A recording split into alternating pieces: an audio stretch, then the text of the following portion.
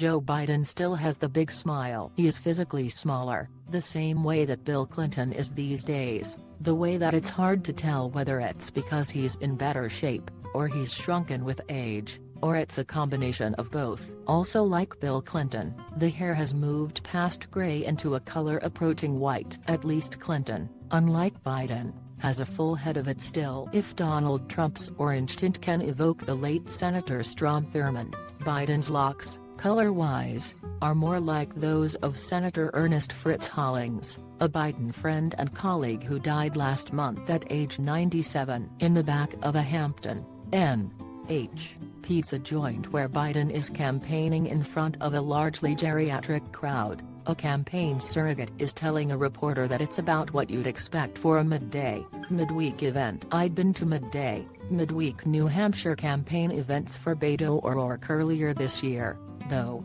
that drew younger crowds. When Biden says Republicans are going to try to eviscerate the social safety net, Medicare, Social Security, he's talking about programs that to many in the room aren't abstract future promises. He is wearing a cardigan sweater under his sport coat, as if someone is worried that he might catch a cold. Biden, 76, is running a campaign that from a message standpoint echoes the one that Trump, 72, ran in 2016. I want to restore the soul of this country, Biden says, rebuild the backbone of this country. Restore, rebuild. The prefix re literally means again, as in Trump's Make America Great Again, as if Biden, like Trump, somehow wants to turn the clock back. Even Biden's economic policy of tax increases gets a reframe.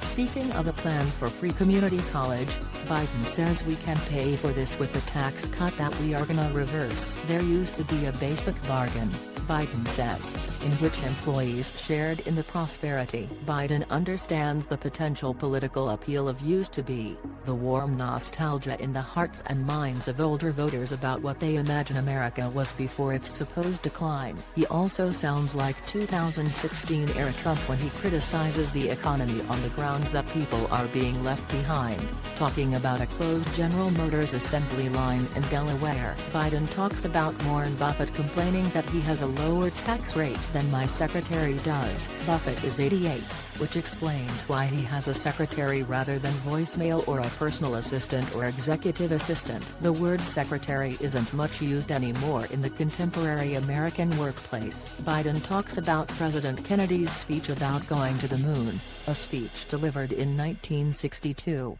Saying his favorite part of it was Kennedy's phrase "we refuse to postpone." Actually, Kennedy called it a challenge we are unwilling to postpone, but close enough. We have to end it now. This administration, is what Biden says he wanted not to postpone. Whether the analogy between the moonshot and ousting President Trump makes any sense or has any resonance will be up to the voters. The moonshot reference is part of a kind of stream of consciousness tour of the policy highlights, or lowlights, of the past 60 years. There is a whole lot of talk about Biden and the crime bill, Biden says, referring to himself in the third person, as Biden frequently does. That's all Biden.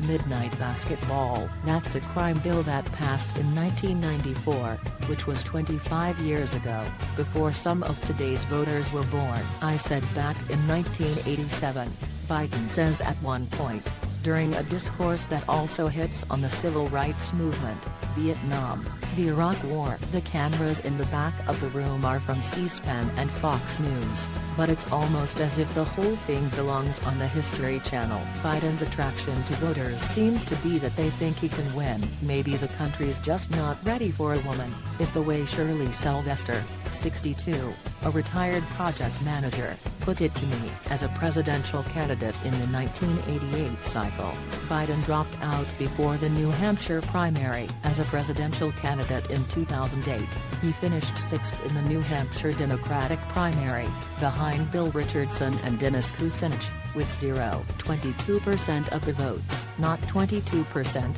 but 0.22%. This time around, he's got nowhere to go but up, at least New Hampshire-wise. Perhaps the secret to progress is to cloak it, Trojan horse style, in conservative rhetoric, or perhaps, for better or worse, there is something genuinely backward-looking about elements of Biden's program that want to undo the Reagan Revolution and restore Johnson-era liberalism, consensus, Biden called it, invoking the word historians use, somewhat controversially, to describe Cold War-era America. Biden's path to victory requires being different enough from Trump to win the Democratic nomination while simultaneously being similar enough to Trump to win a general election. If not, it could be time to dust off some other words, a repeat of Reagan's 1984 re-election, with Biden reprising the role of Walter Mondale.